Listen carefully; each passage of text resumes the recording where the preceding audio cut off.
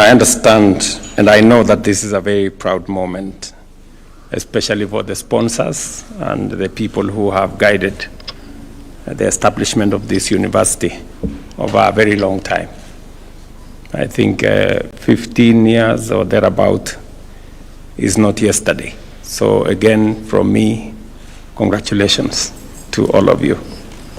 Distinguished guests, ladies and gentlemen, today is a landmark occasion, not only for Gretsa University, but also for our nation's continuing journey towards excellence in higher education. Education is far more than the transmission of knowledge.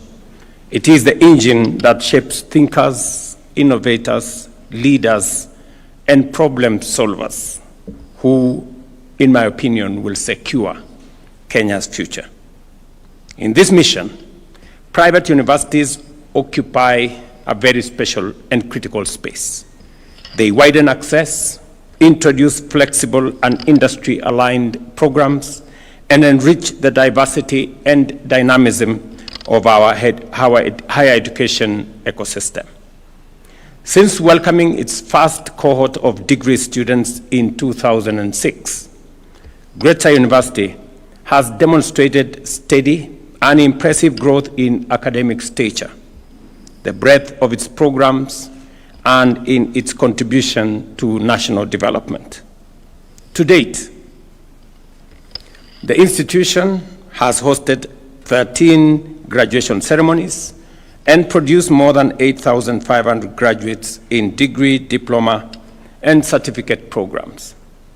These men and women are now distinguished contributors to Kenya and to the world, underscoring Gretsa's commitment to quality, relevance, and service. I remember that when I was Minister for Education in 2010, I think, among the issues that were on my table that time was, number one, the fact that many students had to wait for 2 years to be able to join university. And in the process of 2 years, many students compromised their journey in education. Many got married, others went to do other stuff, and it began to be a drain on our education system. And I remember I had to make the difficult decision then to orchestrate a double intake, which put a lot of strain on the resources that we had that time. But it had to be done. And I'm very proud that today, no student in Kenya has to wait for 2 years to join university. Not even those who join Gretsa University. I remember then also that the second item that I had to deal with when I was Minister for Higher Education was the issue of technical education. We had a very difficult choice to make because it was always, technical education was considered secondary. Many people who joined polytechnics, TVETs, they were considered students who did not do very well. And therefore, it was even much more difficult, much more expensive rather, to go to a TVET college than the university, because while we supported university education with scholarships and subsidized the university education, technical education was not satisfied, was not subsidized.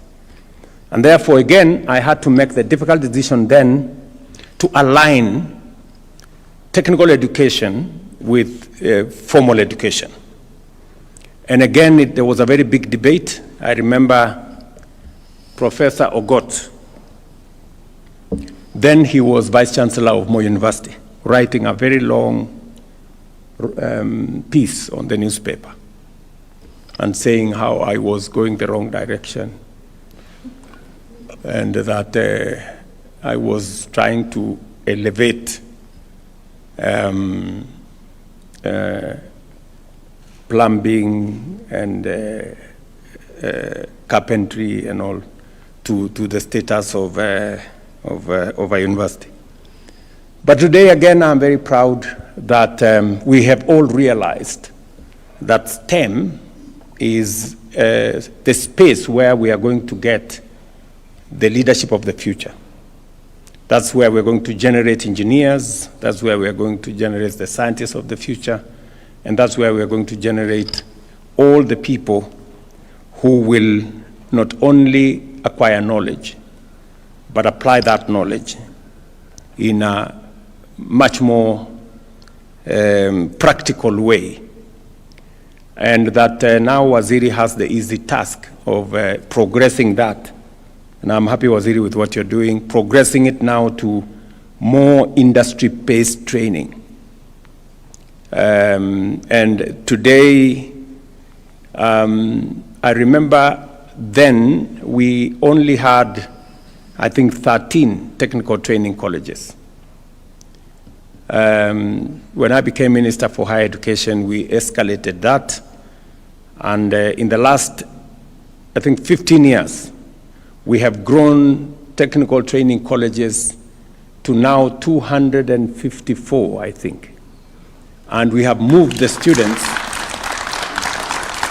We have moved the students from almost 89,000 in 2013.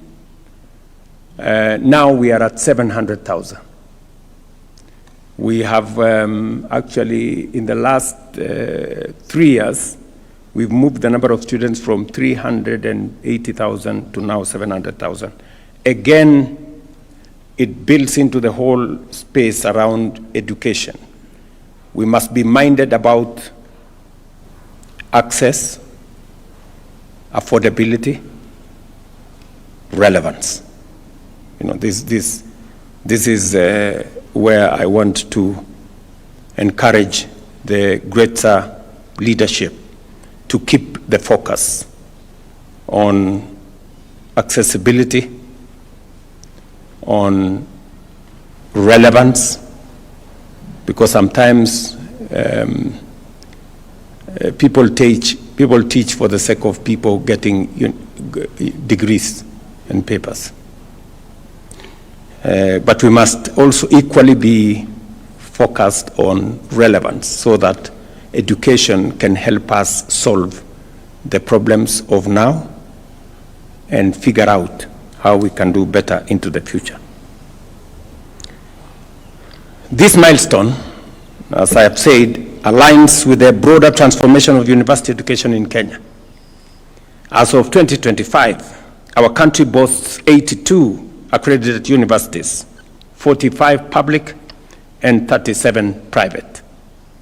With today's ceremony, Gretsa becomes the 31st private university to receive a full charter, further reinforcing the central role private institutions play in expanding access and cultivating work-ready graduates. The word of this charter is above all a celebration of partnership, government and private sector working together to ensure high standards, broaden opportunities, and train graduates who contribute meaningfully to national progress. Gretsa University stands as a compelling evidence that collaboration delivers results. Congratulations to the sponsors of this great institution. I know it's quite a proud moment for you. In 2029, universities will admit the first cohort of competence-based education and training graduates. The government of Kenya is fully committed to ensuring that institutions, curricula, and faculty are ready. Universities must therefore embrace new pedagogies, practical learning models, staff retooling, and lifelong learning to make this transition successful. I say this again because when I was elected into office 3 years ago, we had another crisis in the education sector. We had three fundamental problems. Number one, we had a chronic teacher shortage. Number two, we had a competence-based curriculum that was misunderstood both by parents, by teachers, and by even learners. And number three, we had a chronic problem on university funding, or higher education funding specifically. For those of you in this space, and I'm sure Kuria knows, many universities were technically insolvent. Actually, almost 23 universities were technically insolvent because the model of funding that we had adopted was not working. But you know, because education is a very sensitive space, nobody wanted to touch it. We all knew that something needs to be done. But everybody was apprehensive because education is very emotive. It's about parents and their children. And you know, all of us as parents, we are very protective about our children. So we had to navigate a very difficult path. But I am very confident today that 3 years down the line, we have straightened the CBC curriculum. We have brought the stakeholders on board, and in fact, we have transitioned from competence-based curriculum to competence-based education and training, what we now call CBET. There is now greater alignment, greater understanding from learners through teachers to parents. Number two, we have more or less solved the problem of teacher shortage.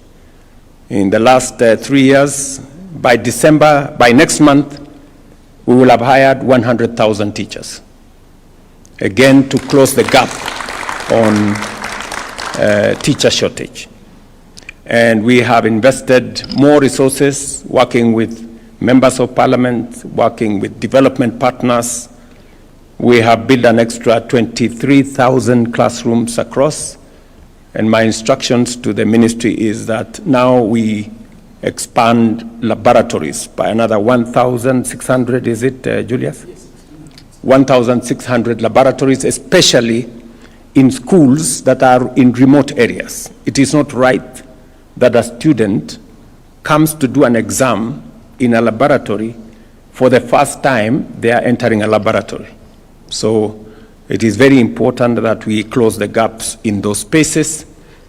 And number three, we have now changed the university funding model. Instead of focusing on the institutions, we decided to focus on the student. Now we have a student-focused university funding model so that we assess every student on the basis of merit and on the basis of ability. And therefore, it is not possible anymore to lock out any student. And we want to make it possible for all our learners to have equal access to university education.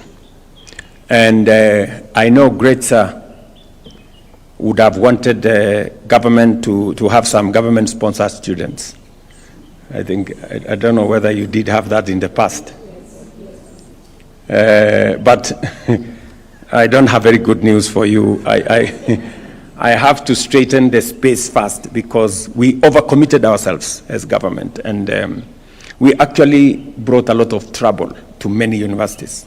I know one university that has to close down because government sent students to that university. They spent all the money they had to train and teach the students, and then government did not come through because we had limited resources. So we're trying to cut our cloth the size of what we can afford. So, but progressively, I know that we will, as we expand the space, we will find a partnership that will not undermine your ability to teach, but will also give us space to train more and teach more. I'm sure the experts in my team and all the other people in that space and the stakeholders will begin to imagine how are we going to do this. And I am very particular about the matter of education because as a country, the biggest asset we have is our human capital. It is bigger than any gold we can find. It is bigger than any minerals we can find. Our human capital. Today, many Kenyans may not know that the resources that we get from Kenyans working outside Kenya is upwards of $5.1 billion every year. That is in the region of almost 700 billion. It is higher than what we get from tea, what we get from coffee, what we get from horticulture, all of it combined. We still make more money from our human capital than from the export of any crop or any commodity. And that is why education becomes significantly important for us as a country. It is also the reason why I have deployed more resources into the education sector. This year, Ogamba, we are at 702 billion shillings. Yes, we have, because it is, many people may not know, but that is the biggest asset that we have as a country. And we are lucky that we have literally the best human capital you can find anywhere in the world. I have been to many countries, and I have spoken to many institutions. And Kenyan human capital is premier human capital. And I'm very proud of it. A week ago, 10 days ago, I was in Qatar, and the government there was saying, you see, we have Kenyans working for us here. They are outstanding, and we are offering another 13,000 positions for Kenyans to work in their country. I know many people look at it as brain drain. And in my very honest opinion, I think it's not brain drain, it is brain gain. Because the more Kenyans work outside, the greater the exposure they have, and the more they bring back to our nation. The experience they get outside there, the knowledge they get outside there, the transfer of skills that comes as a result of Kenyans who work outside, the work ethic that comes with it informs what we do as a country. And much more importantly, it is a resource that we have as a country that we are happy to share with the global community. We are lucky that Kenyans speak some of the very best English in the whole world. I think there are Kenyans who speak better English than the English men and women themselves. Certainly, we speak better English than all African nations. If you listen to other people speak, I don't want to mention which ones, you will not know whether they're speaking English.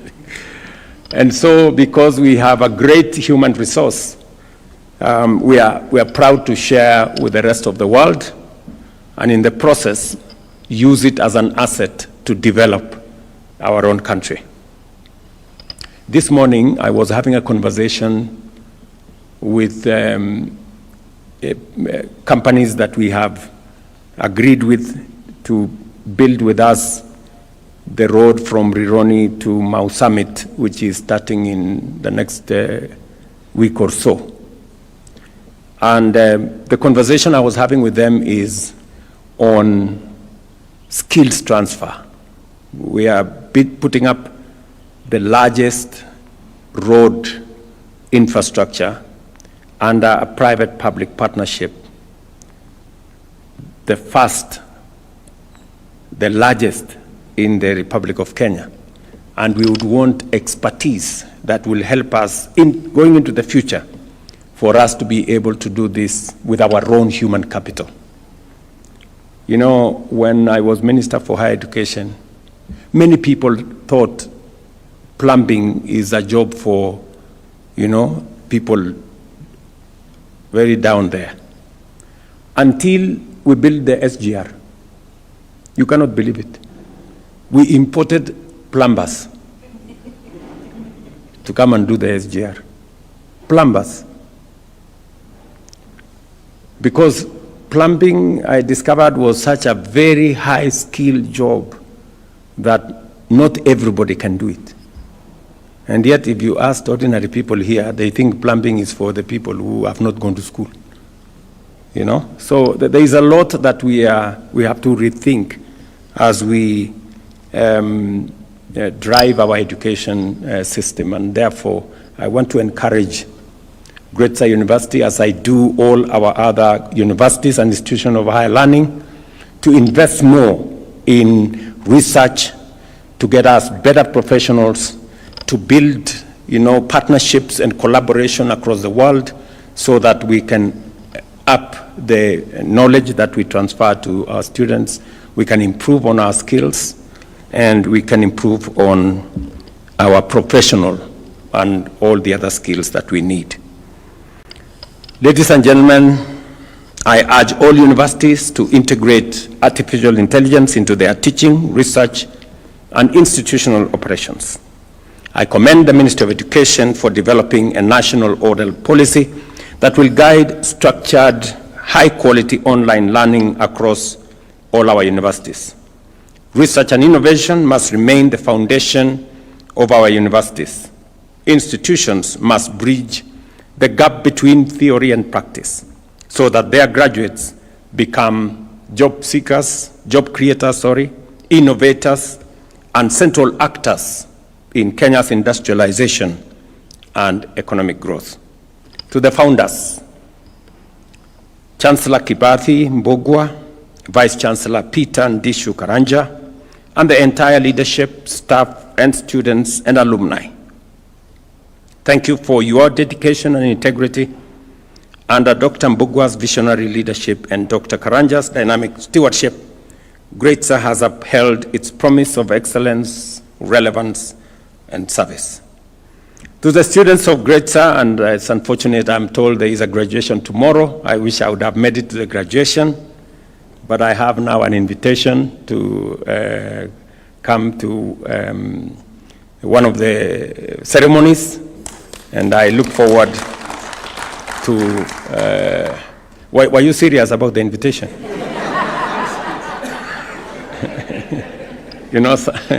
Some of these invitations are formalities, just so that you look good, but you don't mean it. Yeah, you're serious, right? So if you're serious, I'm sure you will send a letter to me, and we will handle it. Simon here, Deputy Comptroller, comes from Moranga. You can even give him by hand when he's coming from home. So to the students of Gretsa University, seize every opportunity, learn with intention, nurture your talent, sharpen your curiosity, and prepare yourselves to lead, to innovate, and to solve the problems of the present and the future. Your education is the anchor upon which Kenya's future will stand. Strong universities build strong communities, strong industries, and a strong nation. By equipping learners with skills, values, and knowledge, institutions like Gretsa fuel our national transformation and enhance Kenya's competitiveness on the global stage. Congratulations to Gretsa University, to Mom here. I know she's very emotional about this moment. And I want to tell you, Mom, you now join the distinguished ranks of Kenya's fully chartered private universities, a testament of your vision, progress, and promise. May your future be defined by academic excellence, groundbreaking research, and graduates of character who will build our nation. Thank you very much, and congratulations again.